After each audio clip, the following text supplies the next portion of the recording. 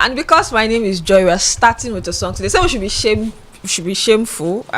We don't have shame, but please, I'm sorry, I'm a Nigerian. I don't have shame. So guys, welcome to the Gliders. I am the lead chorister today, or you call me the conductor, whatever you want to call me. And then my backup singers, Mikolo and Timothy, will join me for this special number. This is the day of joy, the day of joy, the day of joy. This is the day of joy, the day of joy, the day of joy. Thank you very much. Oh, that was too short. I think you want to better watch it, boy. So that was too short.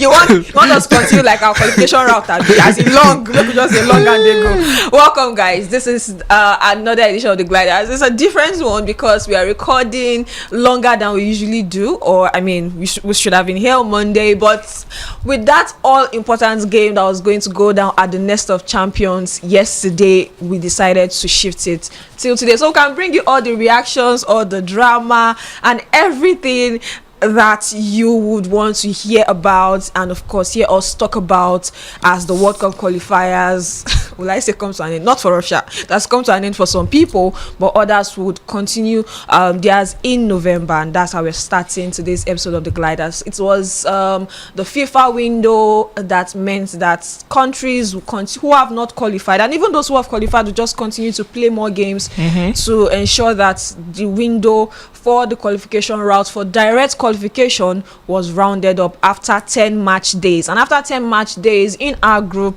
luckily for South Africa, we handed them over the tickets with that victory against Benin Republic yesterday in Uyo. 4-0 it ended, and Jagu Jagu of Nigeria was the man of the moment with a timely hat-trick in that game, and of course a beautiful volley from Frank Onyeka to complete and of course send us to the playoffs. Very important, I like to call that goal. Yes, a lot of people will talk about Osimhen's goal, but Onyeka's goal was really important in that game yesterday. And yes, that is why we are starting the show like this, because without that particular goal and the goals by Osimhen, Mikolo will not have the chest to wear green as he's wearing right now. You can see him confidently wearing green, white, green.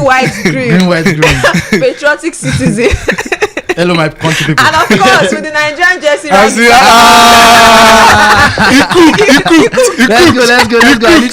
I need this shot. I need a portrait of this. Let's see the edit. Oh my god. So guys, this is how we are starting the show today, and I know you have a lot you want us to talk about, and we're going into all of that in a minute. But the good news is Nigeria is not dead and out of the World Cup qualification. We still have a chance to do it, but on a longer road that the boys had to fight for yesterday. Timothy, I was on commentary yesterday, but I was following things that you were doing on social media, especially on a WhatsApp platform that we are on yesterday. How did you feel when that fourth goal went in? Because I know you were actually following the South African game keenly more than I did, because I was watching the Nigerian game, because I was describing the Nigerian game. But when Rwanda obviously showed that they were not going to do us a favor, how did that fourth goal feel in your body? How did you feel when we got that fourth goal? Yeah, before I get to that, I think firstly, let me start from the fact that before yesterday, of course, everybody would know how much I support Super Eagles and all that, but there was less hope because I did not know, when you are in that position where you know that, okay, if South Africa win their game, and then would we even win our game? Looking at how the qualification has been for us, we've always struggled. But of course, there will always be that place of supporting Nigeria and patriotism, no matter what would happen. Getting into the game, watching on TV, then following the South African on my phone, and then it was so funny, the goal that South African the Rwandan keeper considered in the first one, goal. And I was still having hope that I know they go come back.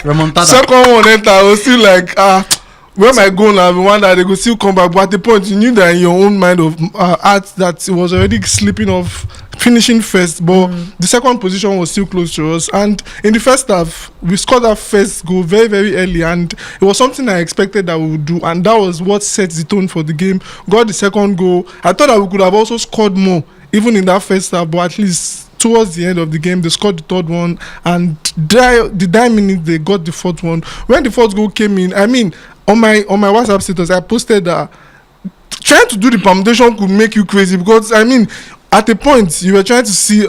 Uganda I think Uganda was now leading against Algeria. Yes. So you were now looking at so many things that if we don't get these more goals, there's Burkina Faso who already have the same goal difference as we do, and then there's that place of DR Congo still has a game to play. So all those calculations begin to come into your head, and you begin to, at a point, I'm not going to do this anymore. Like, let me just make my head calm. If I saw somebody with pen and paper. I feel like I have a picture of someone like having like pen and paper and just like calculating. Honestly, stuff. because that was the real deal yesterday. You had to calculate. Yesterday night, it came to my notice that officially it is being proposed that mathematics, having a credit in mathematics, is no longer compulsory for students of art and humanities. And I'm like, and I tweet and I'm like, they think they don't escape. Super Eagles, they wait now performance. So that was how crazy it was yesterday. Honestly, and something happened in the stadium yesterday. So people that we were covering the game, especially shout out to every journalist that went down to Uyo. You guys are the real MVP. I know how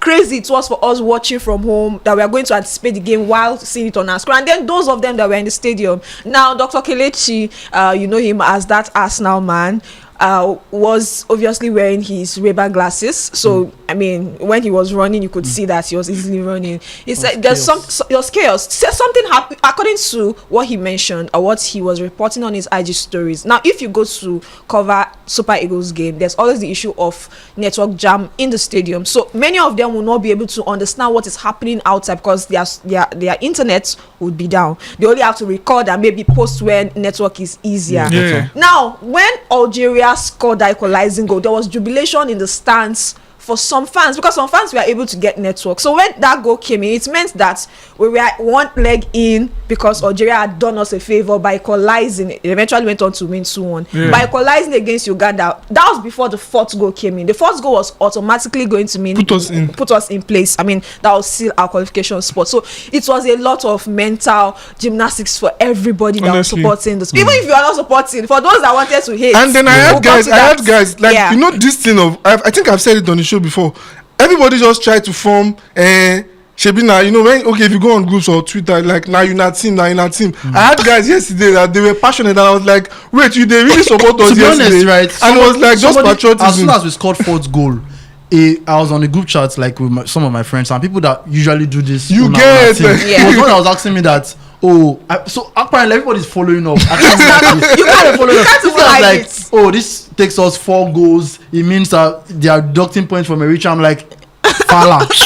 They follow. So all of those things are just frustrated. And I'm like, I don't think it's frustrated. I just feel like Nigerians are really frustrated. And they've disappointed them. I mean, one thing about Nigerians is we get behind our team. Once you are doing well, don't worry. The AFCON is another yardstick to measure that, because when we were going to the AFCON, everybody just said that let's go and watch our 3 games and come back. But we kept going, and then trust us to change the banter. Yesterday, from people that were already started like bantering the team even before the game started. Just like soft the cushion, to be honest, because they know that eventually we're still going to get cooked, right? So just something like the cook yourself. So I saw a tweet. I thought I was going to get it today, but I mean, so much has been happening. We've been doing a lot of mathematics after the game for me to remember. I saw a tweet before the game that said that you don't understand, because Ghana qualified the day before our game. That was on Monday, and then the question by this Twitter user was like, he has not seen Ghanaians cook us. Is it that they are waiting for after the game? And someone that quoted him and said, when you see that they've cooked themselves, when even before the game, like a very large population of Twitter, of Nigerian Twitter having like Benin Republic flags in their username. They change +229. UAB +224. You change your username to +229. I'm seeing Kiniko. People were that is even the country cooking. Now, player cooking was a special one, because every player had slander names, and the most popular for me obviously had to be Jagu. Yeah. That's and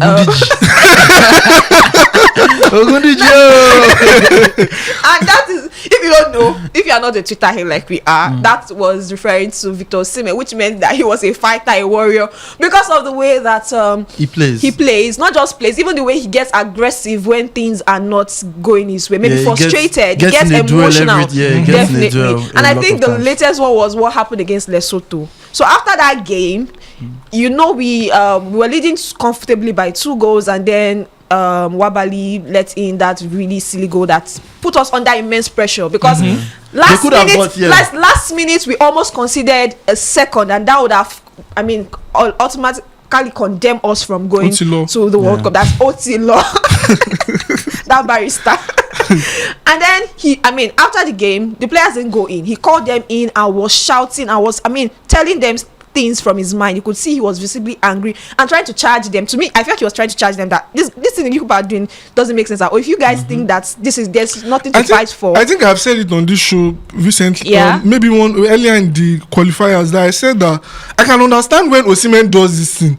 Let's take ourselves as example. You are on a team and they are putting in more than 100%. And you keep grinding every time, and then and all of that. You are doing everything. Then you deliver your part. Then just the remaining part for you to deliver. I'm trying like that Zimbabwe game. Yeah. Yes. When I think many of his teammates went to greet him and shrugged them off. You could understand because I don't feel they do my own part. Yeah. They just do the little part from you. Even that Zimbabwe game when Osimhen was being subbed, he was making references to them. He was telling them use your head, exactly. He was trying to make that no go mess them up. Emphasizing the fact that they needed to stay in the 3 minutes or 4 minutes after I said it, we considered a goal. Keep that lead. So yes, that was what made a lot of Twitter users come against him going into that game. And then they said, the comparison, there was some comparison about him being people were saying that he's not even better than Ivan Toney, the lab, so many a lot of things, a lot of disrespect. And I think the summer transfer window also contributed to that. Because also some of the 8 that Osimhen got yesterday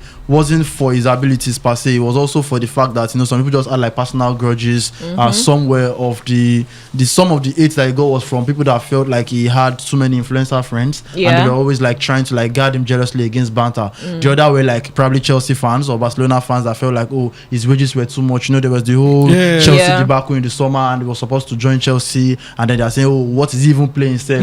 That he wants to demand this kind of amount of money instead of going, and eventually ended in Galatasaray. So there's so many 8 disguised as facts yesterday, and that's one thing that you can never guard agenda, right? Agenda is an orphan, so you can never guard agenda. You can never guard when people banter, right? But I just feel like eventually, logically, we should also still try to be objective in some of the things that we say. We know that it's banter and all of that, but you cannot just bring up Rory Delap for someone that won the under 17. Not Rory Delap, it was actually Liam Delap. Liam Delap. I saw Rory Delap. No, someone said Rory Delap's son. Yeah. I took a screenshot yesterday night and I sent it to my guys group. I had a Chelsea fan that was comparing Osimhen with Jackson in the summer.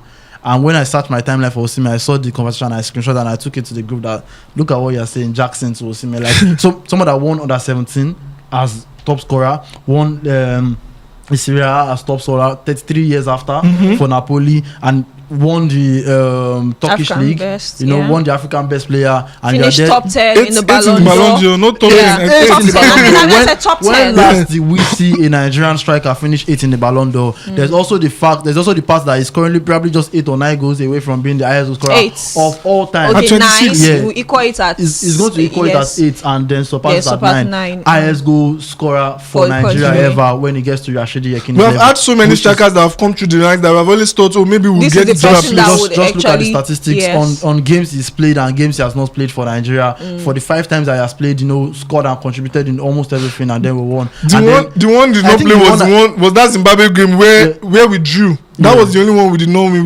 Where we drew, and after he scored. I'm not even saying that was the one we did not even pick maximum points. Yes, that's the only game. And I think there's also a statistic that says that since Osimhen made his debut in 2021, we've won less than 36% of the games that he did not play. Yeah. So for every time that he didn't play, we've had 36% win ratio. Do you know how crazy that is for somebody to be that important to our squad, and what you are trying to do is try to bring him down? So I mean, I feel like a whole lot was just like masked as hatred and all of that. I mean, I'm glad that I don't know whether I saw the tweets because there's so much banter about seeing the tweets, but I'm glad they really stepped up. This is like some elite level kind of things. These are the kind of things that you see Cristiano Ronaldo do. Some people say drag game. Yeah, like Cristiano Ronaldo dragging Portugal to the World Cup against Spain at the World Cup, qualifying for against Sweden as well. Against We've also seen Messi do it against Ecuador, dragging them to the World Cup literally by himself. So for him to now score an hat-trick, and I mean, some people probably believed, some people probably thought it was banter, because I saw a couple of people say, "Oh, Osimhen will disgrace you guys," and then now go ahead to score a hat-trick, and then he eventually did it. He put the game on the head. See that third goal. He puts his life on the line. That was classic. Puts his life on the line. That is the literal. That's the literal representation of. But I also think that that people. I'm not saying people that eventually went extreme, right, with the whole banter and stuff. I also feel like people that demand more from him are actually in their rights. Because eventually, if Argentina fails, you definitely drag Messi. If Portugal fails, you drag. So this is how it is. So if you're the star man of a team, if you get all of the attention, if you say you're the face of the team, obviously people always expect you to get the hits if people are not. So definitely. I saw a logical argument earlier today when I was scrolling through Twitter, was the fact that there was a point where Messi had to retire from the Argentine team. I think twice. Argentines were literally burning his jersey, and that's like one of the goats, right? And you know, if he's not doing the same thing, he was winning all of the Ballon d'Or with Barcelona, doing everything, winning so many things, scoring 91 goals a year, and they were not even winning the Copa America. He's one of the goats. I mean, for Argentina, he's not their ultimate goat. Yeah. They have the likes of Maradona. So yes. Allow me to I thought Nicolo was no. We know, it's one of the goats. It's not the goat for me now. It's one of the greatest of all time. It's not the goat for me. And I think I'm going to defend that everywhere. I don't think it's the greatest of all time, obviously. So, but you get my point. So basically, at that point, for someone that was delivering week in, week out for Barcelona and not doing the same to drag them over the line for Argentina, Argentine fans literally owed him in high regard as Diego Maradona, and we've seen what Diego Maradona and without an international trophy at that point in time, dragged them all through all of their worst errors and delivered for them when it mattered most. So for somebody like Messi that has done so well for Argentina, if he can be dragged, we've not seen people burn Victor Osimhen's jersey. I mean, we've not seen that level of toxicity. Do you understand? So I feel like some were warranted when it comes to like charging them and saying that we have a golden generation. We say we have a golden generation. We are winning back-to-back African Player of the Year in our team, and then we cannot comfortably qualify from a group that has Benin Republic, Zimbabwe, Lesotho, Rwanda. Oh my God! And we're having to do calculations. So I feel like for some that are like on the football side of things, those are demanding more from the football side of things. I feel like they are very justified. For those that are doing it as a result of he has influencer friends, is getting hatred, I feel like all those ones are very extreme. For those that say it's overrated, I feel like that is the extreme part. This is a once in a lifetime type of talent. Those that are calling him out, yes, I mean it is warranted. The fact that we should be going ahead. We've also seen the fact that, and I think that actually fueled him. Because in 2023 AFCON as well, he scored just one goal. Yes, I mean, though we already know I was at the AFCON, so I know how much he put in. But then eventually, at the end of the day, it is those historic moments, it's that moment that defines your history and what you do for a team. Do you understand? These are, and that is what he did yesterday. These are heroic moments. This is Rashidi Yekini World Cup moment. This is his own moment. This is his legacy. This is his crowning. I think it was Cultural Camps, one of these podcast hosts of BR, that said this was his crowning moment, and I feel like that's what he eventually did yesterday. Irrespective of what happens in the playoff, people will still talk, but I feel like he has showed that he is that guy. And eventually, because we know is 25-26 now, we know that it's going to surpass Rashidi Yekini. It's going to go down. I mean, there's more opportunity. There's playoffs. There's AFCON. Sorry, there's pre-AFCON. There's pre-AFCON in the playoffs. Yeah, so people call it pre-AFCon now. So the playoffs, there's an opportunity. There's an AFCON coming in December. By next year, that record Rashidi Yekini so is. I think by then you would not open your mouth to say, oh, what has he done for the Super Eagles, or you not open your mouth to say who is Osimhen when it comes to Super Eagles. He's definitely by then would have delivered highest goal scorer. He's at the highest hat trick for the Super Eagles. Yeah. Very sad that we couldn't cross the line at the AFCON last year. I feel like by now, if we had crossed the line in AFCON, you would have stamped his name on that level of saying that maybe chief in the Ballon d'Or. Are you joking? When last did we have all of that? Okay, so guys, still going to talk about. I mean, because he is the main man. He was the main man yesterday. He's the main man when it concerns our focal points. Because a lot of, I mean, his teammates were dragged in the sense of banter for me, most likely, because from what I was seeing in those tweets, people are like, Osimhen has not scored, has not assisted more than two assists. No, I'm just saying, someone will say, leave him for me. At the end of yesterday's game, they're like, no touch him on, me get that one. Someone will say, Chukwueze, Shikenike. So this one will say, leave him for me. I should have actually, I've started that song that we sang Jojo. I should have done a special number today because I knew what was coming for Alex Iwobi. Someone said, I'm serious, like obviously, like I don't know, best prince of Africa. I saw somebody's draft today. Yeah. Somebody in the draft was like the first draft was like now you teach Ronaldo, but you don't teach your cousin. I was literally very worried for Iwobi because he's the one that always gets the scapegoat. Even though I think that he had one of the 89 appearances for not just 89 appearances, apart from most consistent guy. Most consistent. I'm talking about what do you want him to do? These qualifiers, guys.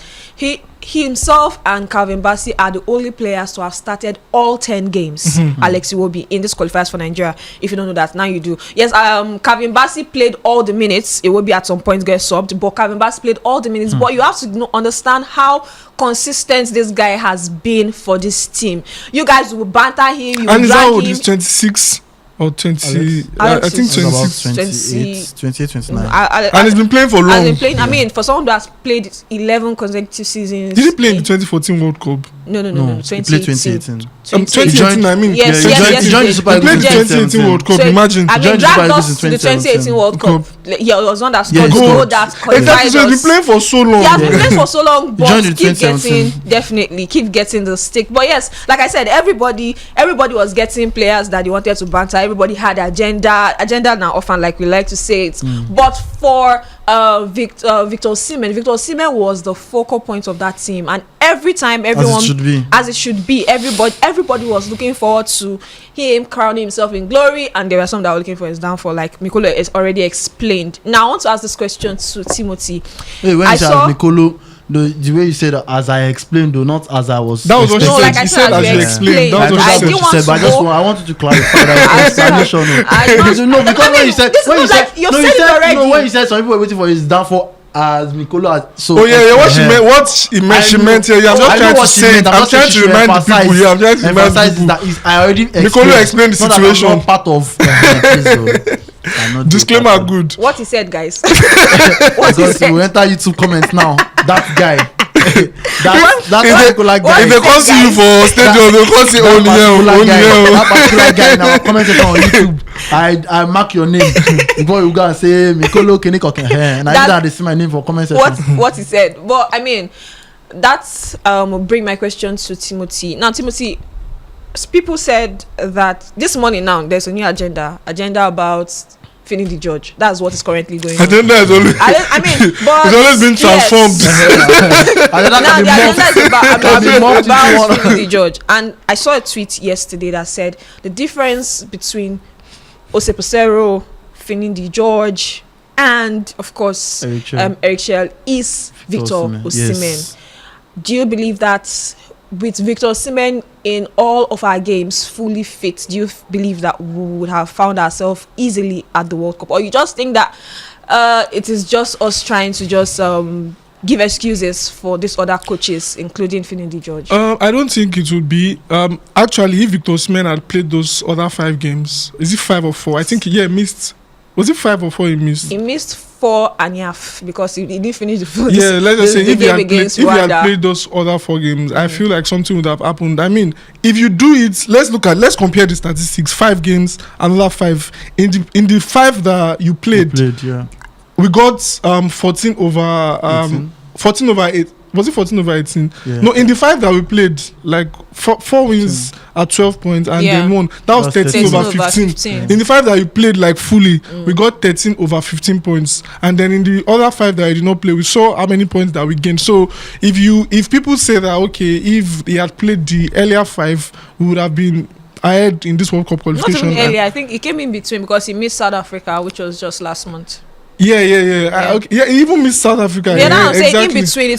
He plays some, he misses some. Okay, I get. But in the 5 that he played, that we've looked at the stats earlier when our producer put it on the screen, we saw what he gave to Nigeria. I mean, 5 games, 4 wins and 1 draw, and then the other 5 in which he did not play, we saw how much we struggled. So if people say that if he had played those games, we would have been, imagine if he would have been in a very, very good position. I mean, they are very right, because we have to look at the numbers. I know people can say, oh, football is not 1+1, it's not all of those things, that I could have played all of those games, but I mean, we'll stand with what is on ground, playing against even tougher teams, playing against even lesser teams, and we saw how much he scored. Benin Republic beat us 2-1 in the game that we played in Abidjan, I think last year. Last year, yeah. We saw the reverse, and we saw how Osimhen delivered. Maybe if he had played that one, and even the one we drew against South Africa recently, we know how Osimhen is a fighter, would struggle, do all of those things, and we could have won the game. So it's valid to say that Osimhen was a difference maker. That said, I'm not downplaying the efforts of Eric Chell, because if we had not gotten into this playoff spot, this whole conversation will be tilting towards, oh, Eric Chell is not a good manager. I still have an issue with his approach. I mean, even with yesterday, I still have an issue with how we play. Yeah, that's fine, but I'll still credit him for at least putting us to this point. Renewed hope. Renewed hope 2025. Renewed hope 2025. I don't know about the one for 2027, but but the one we did our front now, renewed hope 2025 is because of Eric Chell, and at the same time we're still calling Osimhen. Yeah, so but Osimhen has really been impactful in terms of qualification for Nigeria.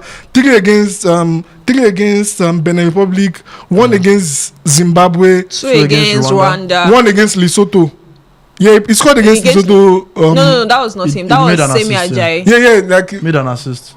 Okay, yeah, he made an assist. Yeah, he made an assist. So that's like about 5 goals in 5 full games that he played. So it's very, very decent record. I mean, how many people score goals like that for fashion in qualifiers? So it's a very decent record. Talking about in qualifiers, the 2 men that have refused to leave the spot also broke record yesterday. I'm just putting that in, talking about how important. If you are saying it is just qualifiers, yes, qualifiers mean a lot, because Messi became the highest, the person with the highest assists in football, international football, with 60 assists. That was this morning, and that was the assist he provided against Ecuador, surpassing Neymar's record. While Ronaldo became the highest goal scorer when it concerns international goals in qualifying games, that's World Cup qualifiers. He became the highest goal scorer in that right. Guys, this guy is 2 goals yesterday.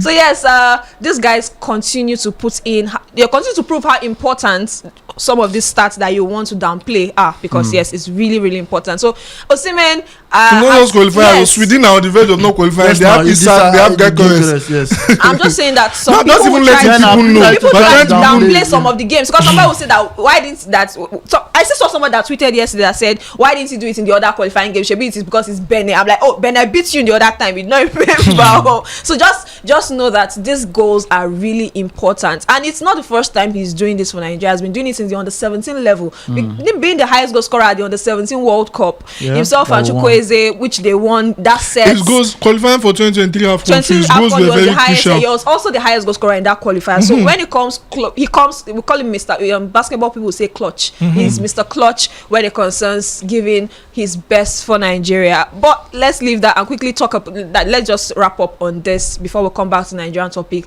later on. Let's talk about this. I saw an interesting tweet this morning, where a Twitter user said Nigeria should be ashamed celebrating a playoff place, considering our opponents in Group C. Despite all our so-called quality, South Africa with 100 home-based player, 100% home-based player got the job done with 3 points deducted. Remember, the playoffs is twofold, and reassurance is very limited. Nigeria doesn't deserve to be at the World Cup, and I mean the rest of those tweets, guys. I mean, when we started the show, we sang and we jubilated. So do you think that? Shameless like that? I mean, I said that I'm Nigerian. I'm shameless. Do you think that the not just Nigerians, but do you think the players do not deserve this moment of relief, this moment of actually jubilating to get to the playoffs? Do you think that? I mean, I understand that it has been a very bumpy ride, but don't you think this is actually? I mean, really. I saw a tweet where someone said football doesn't give you absolutes. Someone can Cote d'Ivoire were at the verge of getting crashed of getting knocked out at the AFCON. They qualified because somebody they qualified. In fact, as I think this second to the last best loser, and then they went on to win the AFCON. And at that point in time, I'm very sure, I mean, they've gone unbeaten without conceding a goal to qualify for another World Cup. And then Sebastian Haller, who did not score throughout, or did not even play majority of the games, was the one that won the competition for them. Definitely scored at the final. So I don't understand. Do you guys also share this train of thought that, I mean, yes, we've qualified for the playoffs, but we should not celebrate this moment? Or you think that, I mean, football doesn't give you absolutes, because you have to also look at what we've all described about having some of our best legs miss out of, especially with Osimhen, miss out of the qualifiers? I think it's quite sad, if you're being honest. It's quite sad that we found ourselves in this position. I think it's quite sad that when these draws were made, we can't categorically say that the Super Eagles will qualify comfortably. I think we're falling off when it comes to that. The fact that we have Lesotho, South Africa, Rwanda, Benin Republic, Zimbabwe, right, in a group, and we can't qualify comfortably. There's a couple of African nations that we feel are on our par, or that we feel that we're on par with, going through their qualifiers, breezing through it, right? You've mentioned Cote d'Ivoire. There's also other films that have also Senegal qualified for third in a row. Cape Verde are on the verge of going to that. They've qualified for the World Cup. Cape Verde, with population that's probably less than Lagos State. Not probably, actually. It's less than Bayelsa. How do you guys pronounce local government? Kosofe? Local governments, yes. They are less than, yes. And they are going there comfortably. I feel like it's quite sad, if we're being honest. And I mean, probably there's two sides to this tweet that we just saw. If you deep it properly, I feel like it's very sad that that's how much we're falling. We're falling to the extent that South Africa can get 3 points and 3 goals deducted, and they still have a point ahead of us. I think like that's really sad if you deep it, especially with the quality of players and especially with the kind of football that we've played. It's not just the results; it's also the kind of football that we've played. I don't think we've been very convincing in these qualifiers. We've played different type of football. We're struggling a lot of times. I think this is the first time that we scored 4 goals in this. Scored more than 2 goals. Scored more than 2 goals. So we've become a team that is holding on to 1-0 against Zimbabwe at home. We have become a team that is losing on a neutral ground to Benin Republic in Cote d'Ivoire, in the same field, in the same stadium. Just few months after you played the final. That we played AFCON. You know, just that stadium was where we played, I think, our quarterfinal against Angola, if I'm not mistaken, the Felix Ofe Stadium. And I think that's where we also played against Cameroon. I think so. Yes. So I think like when you deep it, right, it's really sad how much we're falling. It's really sad that we had to go through all of these calculations. Eritrea had to, withdraw for all of these calculations to be so. Is really, really sad for us. And I think that this should be some form of retrospection. There should be some form of retrospection from the players if we eventually scale through this, because now we are having to go through the length of now playing at least 3 or 4 more games if we want to make it to the World Cup that we had a chance of qualifying for, straight up from the pound. Like, teams are going unbeaten. There was no excuse for us not to be able to do this. Now, that being said, I think football is still a game of emotions. Football is a game of hard luck. For all of the games that we lost or games that we dropped points, we only lost one. We only lost one. Yeah. And we dropped points in like 3 draws or more than that. I feel like you cannot still limit the place of hard work that these guys put in for those games. Now, for them to eventually need 4 goals and get 4 goals, I don't think you can force them for jubilating in that way. Cold night in Uyo. Do you understand? So we needed 4 goals. I mean, it's been a while that this has happened, right? The fact that we need something. I think that was why a lot of people did not believe in yesterday. I feel like it is an emotion thing. I don't think he is right to also be saying this on the night or on the morning of when we've just done that, right? Eventually, we can still. You are going to have your leak, your bite eventually at the players and say, I mean, if not, it took Eritrea withdrawing, it took South Africa getting deducted points for us to qualify for the playoffs. Yes, we can always say that eventually, but I feel like in the spur of the moment, in jubilation, I don't think we should be doing that. They put in the hard work. We needed 4 goals and we got all 4 goals. I mean, it's not like we needed 4 goals, we got 2 goals and we're jubilating that we won. They've gotten the job done. Irrespective, you can only win what is in front of you. Find it as you don't shake, there's been like so many bumpy road, but now we've come down to the final game against Benin Republic in front of our fans. A team that has initially beat us, a team that were on top, they were the number 1 team in our group stage. Do you understand? And we needed to win them by 4 goals, and we stepped up to beat them by 4 goals. I don't think it's fair to say that we should be ashamed of ourselves or the fact. I mean, you could see how the jubilation yesterday when we saw the videos now, the journalists, how everybody was like jumping after Onyeka's goal. It is football, it brings out the emotions in you. And while we might want to agree with the fact that we shouldn't be here in the first place, that was why I tweeted yesterday before the game. My tweet as soon as I woke up was that it's very sad that we found ourselves in this spot again, a point where we have to start calculating all of that. But with what is in front of us now, we can only face that, right? We can just make the most of it and come on Nigeria. That was something I tweeted, and the fact that we needed that and then we got it, I feel like they have every chance, they have every right to jubilate. I mean, they have every right to jubilate. We'll take each other games as much as they come, but for this one, I feel like they should jubilate. All right, Mikolo 2025, jubilate Nigeria. You deserve this. Let's quickly go on a break. When we come back, we'll talk more, put more introspect to some of the things that have happened to this team while we find ourselves here and what is going to happen moving forward, because yes, there's a lot we need to actually put in check going forward, because it's a win all to make it to the World Cup. There's no place for you to falter. There's nothing there's no points gathering, there's no if +1 -1 goal from plus this that from the end, you have to win, knockouts, or go hard or go home, in the words of Young John. So let's go on this break, and when we come back, we'll talk about all of that. Talk about that.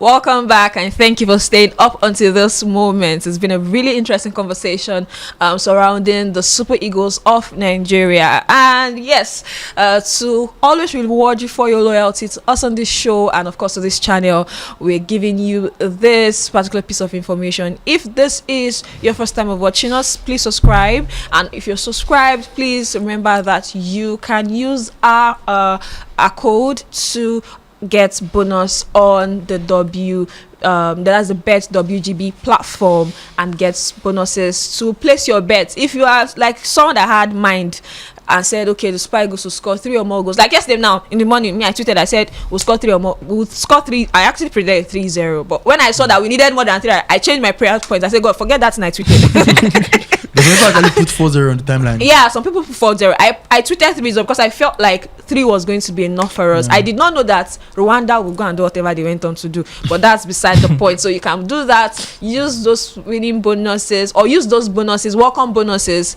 that you get courtesy of using our promo code Gliders to bet going forward. Don't worry, we'll get to November, we'll play in Morocco. We'll play pre-AFCON in Morocco, and then you can use all of that. Oh, this weekend, I mean, there's Man U Liverpool that is coming up. Club football is back this weekend, so before then you start betting and start winning. You always win when you're with us on this show. Now, talking about winning, it's time to win all for the Super Eagles. Like we said before the break, it's time to go hard or go home. Now it's time for the playoffs. The playoffs is a long road. A lot of South Africans on the space I was on yesterday, Super Eagles space I was on yesterday for commentary, we are talking about the fact that yes, thank you so much for giving us the tickets, and we wish you well on that very long road. Everybody understands that it's a long road. Now, for those that don't understand how long this road is, it's time for us to break it down to you, what it means.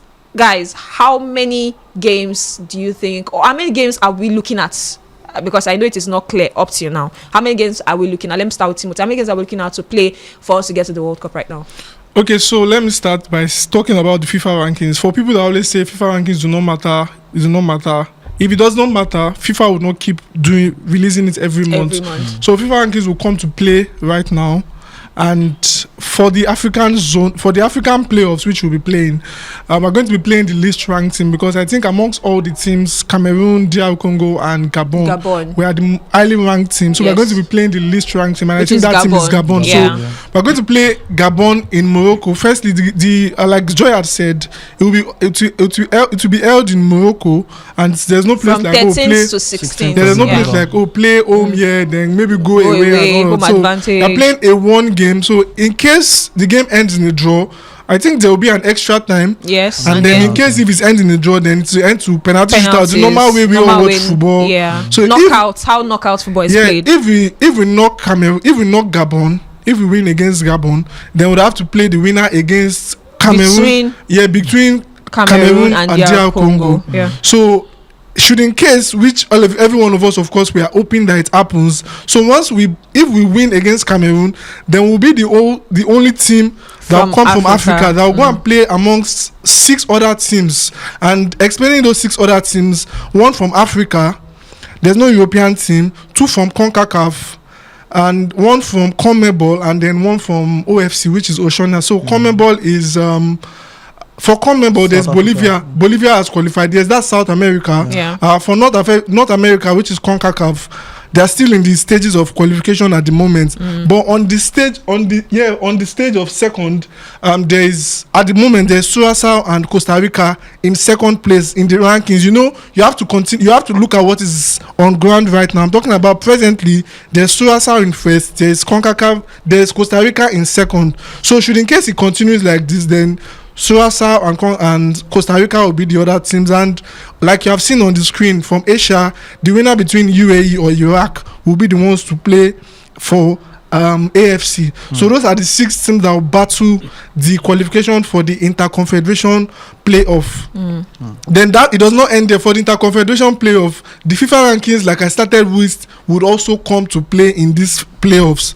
If Nigeria gets into that playoff, at the time where we'll be playing the playoffs in March, I think the February rankings will be what, or whenever there's no draw, the February rankings will be what determines whether will be seeded or not. So 2 unseeded teams, the highest ranked FIFA teams. Yeah, 2 unseeded.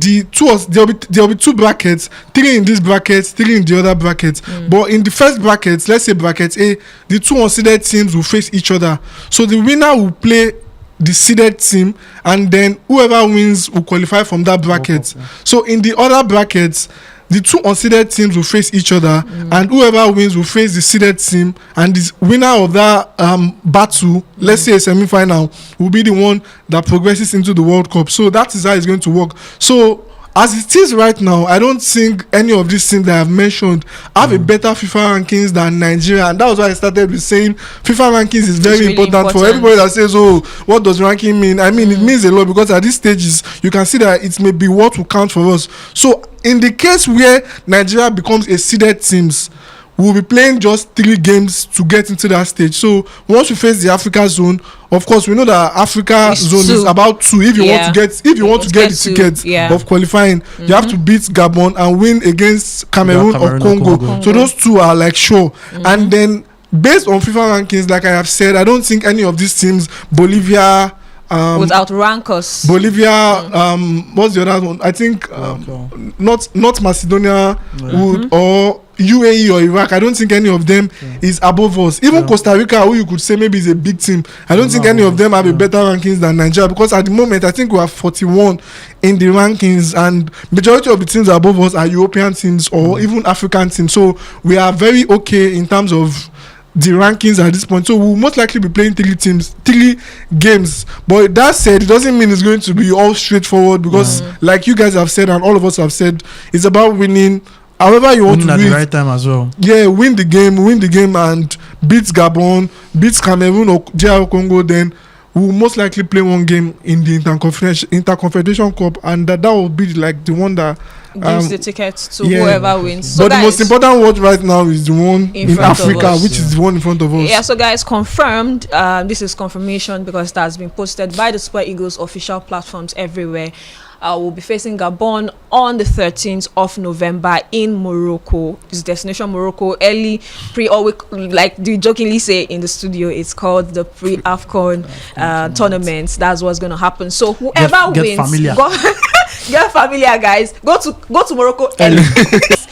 Between Gabon and Nigeria, we face whoever wins between DR Congo and Cameroon. Now, let me come to Mikolo. Which of these teams scares you the most? Between Gabon and, of course, the remaining three, because we might meet either of the other guys. I think like all films are very scary. If you look at it on paper, then you might feel like, oh, we're the scariest one. But if you look at it by the things that they did, DR Congo finished, was it third at the AFCON last year?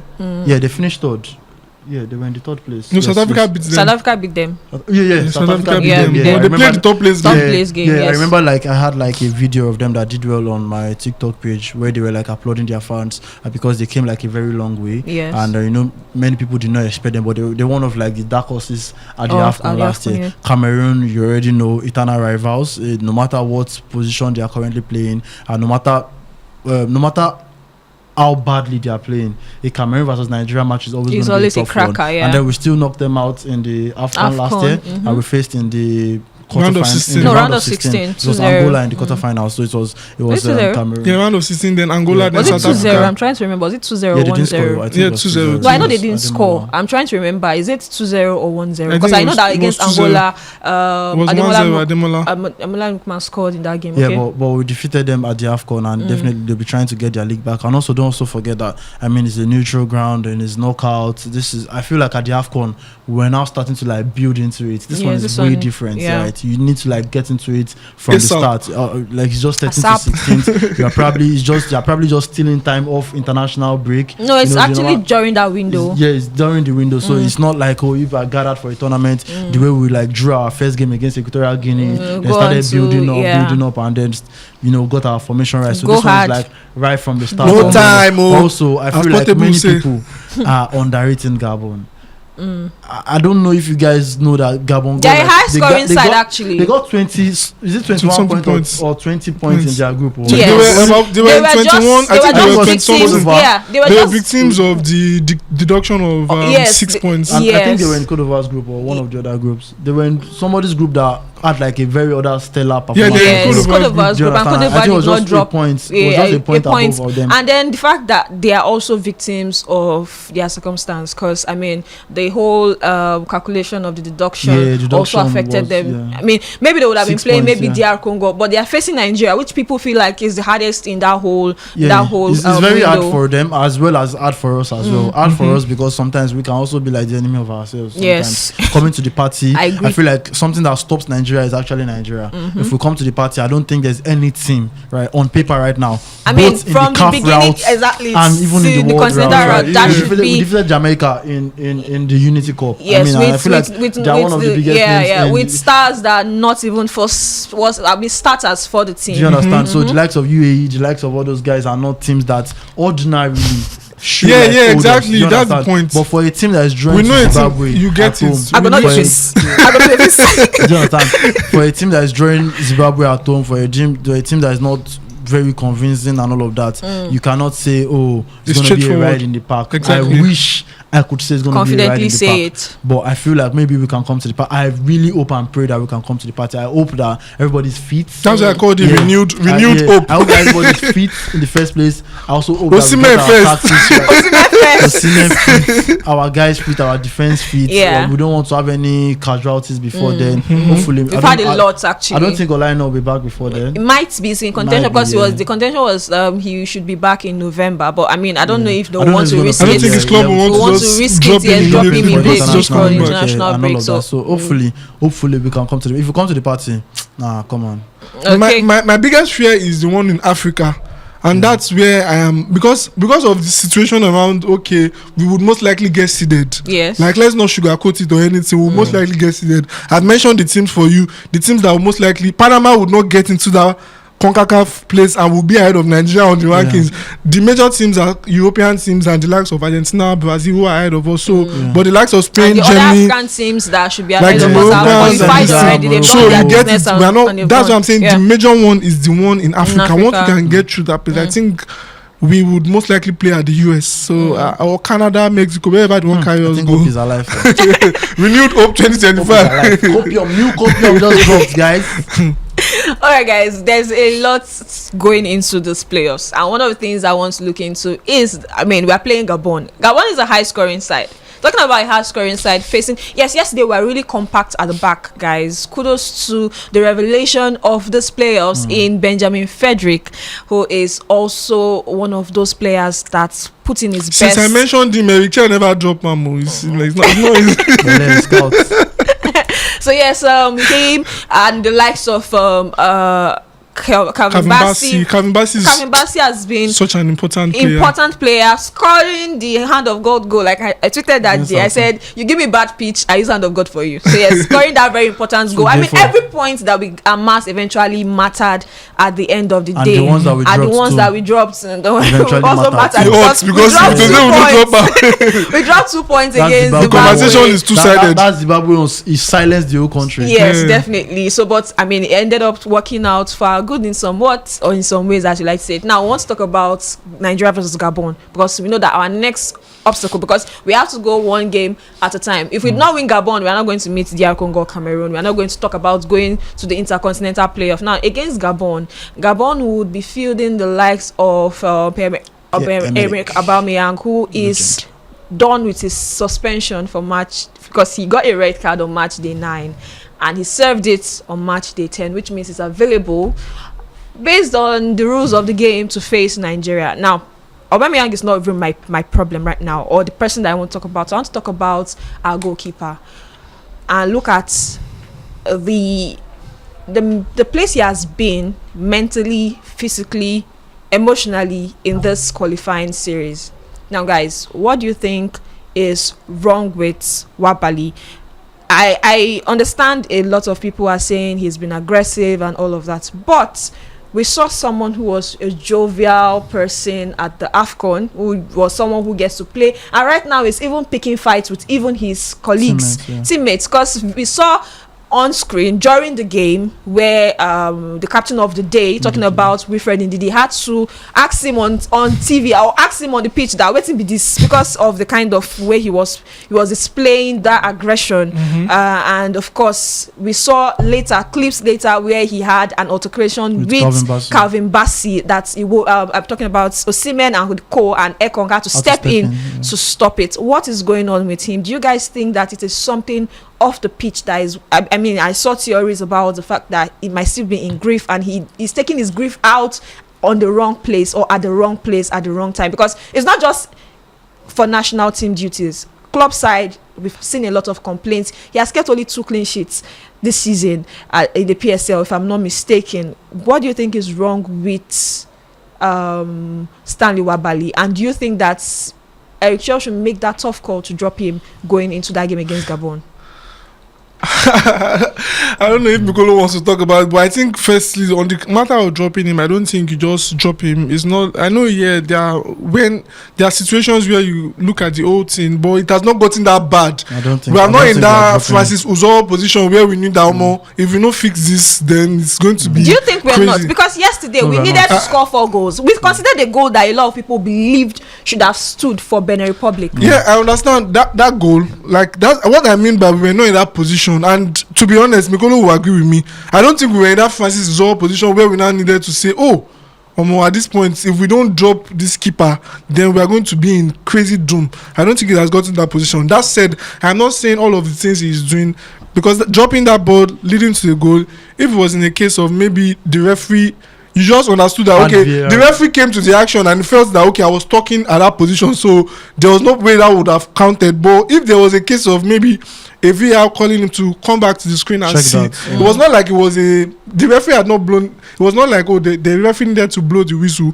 before you drop the ball and maybe play a goal kick. But I mean, all of those things for Francis Stanley Wabali, who's all came into my head. Stanley Wabali, I think the place of his parents, I mean, as humans, whether you're a footballer, whether you are a musician, whatever field you are into or career you are chasing, there will always be that place of you being human before that job first. So I can understand the position of losing both parents, not just one, losing both parents in a very short period of time. And it's one of those things that can play into your head mentally and all that. We will not try to downplay that fact, but most times we also try to say that even in all of those situations, you have to try to maintain being professional in all that you do. I'm not saying that all of the emotions should now start overriding what you do professionally, not even when in a crucial position. If we were in a position where even if you drop 5 more points, we'll still qualify. I mean, you can forgive all of these things, but we're in a position where even winning 2-0, 3-0, 4-0 are still not even put us in a good spot. You need to be very focused. You need to put your heads together. We saw the game against Lesotho. I don't know what happened, but it could have been worse at this point. Like we said earlier, if we had probably dropped points against Lesotho, we'd not even be talking about whether we want to play UAE or Iraq or anything. I mean, it would have like been so dead on arrival at this point. So I understand the whole point of emotions, but still, I think it needs to be calm. But I do not think there should not be that call of let's drop him. Nah, it has not gotten that bad. Yeah, it's not gotten that bad. So what I wanted to add was that I think whatever is going on with Stanley Wabali, the difference it makes to Francis Ozoro is not an ability thing. It's a mental thing. Exactly, so that's my point. That's not gotten that bad. That's like the major difference, right? The major difference is that with Stanley Wabali, it is like a mental thing. It is like a focus thing. It's like a playfulness thing. It is aggressiveness. It is amplifying of the things he has always done before that people did not find annoying. But because of the fact that we have now gotten to a very tight spot, people are now finding it very annoying. For Stanley Wabali, before now, in the days of Wiki Tourist, I used to remember, if you want to describe a keeper that wastes time, you say he's doing a Stanley Wabali. I mean, you were doing it at the AFCON and we were not complaining. That's who he has always been, right? I just feel like he's now taking it a step higher, and it's getting like really, and I think it's more of the aggression for people. It's more of the aggression, and it's also more of the fact of nonchalance, right? It is that nonchalance. I feel like he started with the nonchalance to help with the nerves in front of goal, but now it has gotten from nonchalance to overconfidence to now getting irritating and annoying. You understand? So it has now gotten to a point of I've done my part. Even if I concede this silly goal, I'll just smile and nobody will be angry at it. We've seen him shout at players, seen him shout at Semi Ajayi, seen him shout at Alex Iwobi at the AFCON. We've seen him shout like so many players to like just cover up for some very very reckless goals that mistakes. The goal that we conceded against Lesotho, dropping and crosses, almost conceded also, because there was also the part of just catch your ball against Semi Ajayi, and then why are you blaming Semi in that position? I mean, you communicated, he dodged the ball, you caught the ball and dropped it, and they almost scored us, and you were looking for a way to like deflect to him. So I feel like for him it's more of a mental thing. Yes, all of this can also be like playing a part. The fact that he's lost his parents, there might also be some of the people that can call him to order. I mean, we are not disputing that part, but I just feel like it's also like a focused thing, right? Does he need to see a psychologist? Does he need to see people that are going to like put him in the order? Does he need to be spoken to? All of these are options that can be explored, but I don't think dropping him is the point at this point. I feel like for all of the things that we've seen about some of the world's greatest players, some of them have terrible attitudes, but you don't just drop them when you know that you need them, especially and they've when had their downtime as well. They've had their downtime, and then you cannot just take away. Football is first an ability sport, first an ability game. I mean, you have to have the ability first, and the fact that you have the ability, we cannot drop him. Obviously, it's crazy. If Ronaldo misses a penalty in the 85th minute and another penalty comes in the 95th minute, Ronaldo will still be the one to step up to play the and I think it's also very dangerous for whosoever you want to replace him at this point in a very crucial period to put somebody in the line at this point where we are going to except if you are bringing in Manuel Neuer or Thibaut Courtois, going to be a make or ma. That's what I'm saying. Make or ma your career. Make your career. That's it. So it's really going to be really risky to actually drop him. Just feel like Mikolo said, other channels can be explored. Him talking to a psychologist, because I actually feel like it's a mental thing for someone that was all jovial, laughing and everything, to someone who is now now not just aggressive with the opponents. My own problem is you're not even just doing it. You're doing it to your colleagues, your teammates, and that's not something we want in the team that needs to be all focused and with unity if we want to achieve the next task, which is to go into the playoffs and conquer all, because we have to conquer all to be able to get that loan ticket that's available for everybody that's going to be fighting for it at this point. Not just the world. It's a loan ticket. Okay, we have two tickets actually. 2 tickets in the world. Loan one in Africa. Loan for Africa, but you have to still go and still fight in. Oh my god, it's so much. Technically not a ticket. Not a ticket. Okay, so 2 tickets. Yeah, 2 tickets. But for us, we don't get. It's not a ticket. It's just a place to get into the place for tickets. A place to get into contention. Getting access into the area for tickets. Oh my god. Mixed zone. Top man. Please stop. Don't Yes, now mixed zone with that. So yes, it is a lot, but we believe that we can make it. But before we talk about the Spy Eagles, will be another edition of the show. But before we leave, let's quickly touch on that big clash this weekend. Manchester United will be up against Liverpool. Manchester United that is beginning to find form. How many games win, back-to-back wins for Manchester United? Yes. The no one and just back-to-back home games. Back-to-back home games. Still, which they never had. There was a space in between. Brentford. I remember. Yes, Brentford. So. Their last win, and now they'll be going into contention, or we're going to say game against Premier League rivals and wounded Premier League champions who have suffered back-to-back defeats now for the first. After 2 in the Premier League, 1 in the Champions League. I'm talking about the Premier League actually. So back-to-back defeats for Liverpool from late goals going into a game against Manchester United.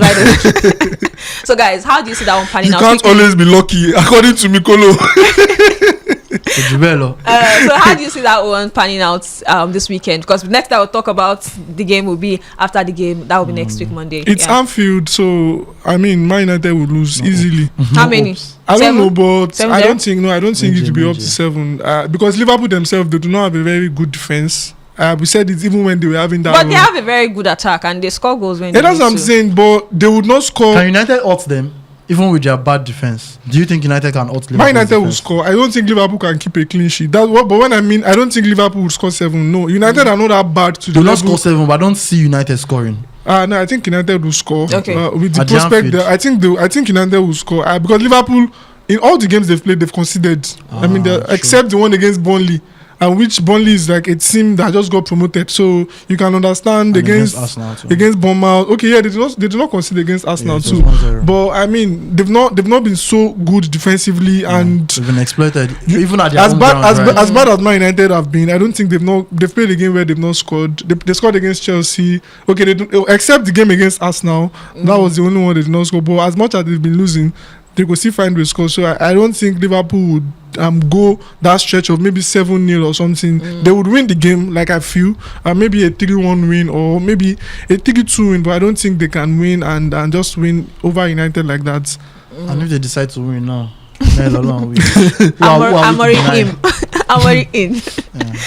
So guys, that is how much we can take on the show today. It's been really fun talking about the Spagos. Good luck to Remo Stars and Rivers United. Yeah, guys, this weekend is continental football in Africa also. We have Remo Stars who will be playing at home, and when I mean home, they'll be playing at their borrowed ground at the Mushroom. Another Nigeria versus South Africa. Amapiano versus Afrobeat. You should give us this one now. We love them. Afrobeat versus Amapiano. Yes, it's going to be at the. So if you are in and around Abeokuta, if you're in Lagos, it's going to be on a Sunday, so you can drive down to Abeokuta to watch the game. And you can use the train. So I'm just saying that distance is not a barrier for you to go support Afrobeat against Amapiano. So Remo Stars will be up against Mamelodi Sundowns. Those guys are their African heritage. When they have the African heritage when it concerns the CAF Champions League, because they've won it before.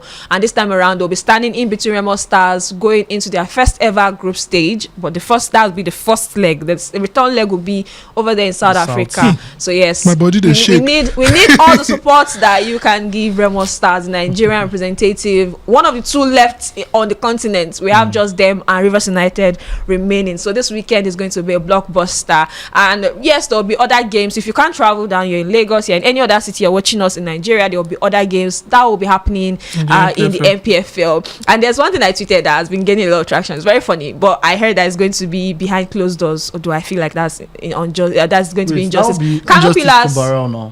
Sorry? To be injustice injustice to Barrow, because Yeah, Barrow plays on the same ground as Kano Pillars. Now, okay, guys, sorry, we did not talk about it because we did not come on Monday. Kano Pillars were banished from the Sani Abacha Stadium, their home ground, for violent conduct towards referee and, of course, opponents in that 1-1 draw against 3SC Shooting Stars. And yes, was that the game? Oh shit. So yes, that meant that they will be they were bad from now till the end of the season. That's 10 home games. Now, the twist is that they were bad on Monday. This coming Sunday is going to be Barrow versus Kano Pillars, which is supposed to be at that same stadium, or which is going to be at that same stadium, because that's the same ground of Barrow FC, who are a debutant in the MPFL. But the MPFL is saying that they will play behind closed doors. So yes, let us know if this is injustice, or you think that the MPFL are just taking necessary measures to actually ensure that the same fans who were violent, because I mean, same fans can still since there's no database to be able to say, okay, this person is bad from coming to come watch the game like the EPL and other league does.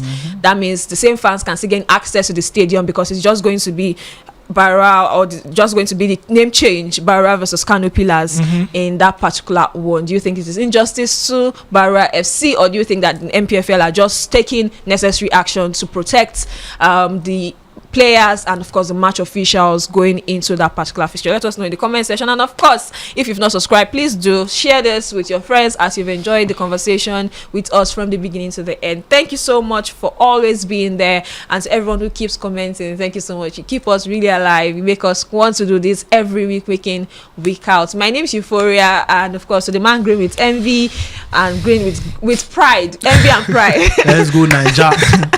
Thank you for coming on the show, Bikolo.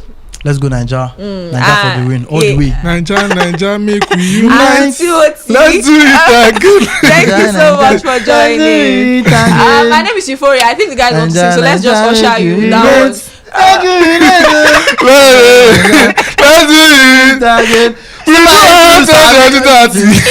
again.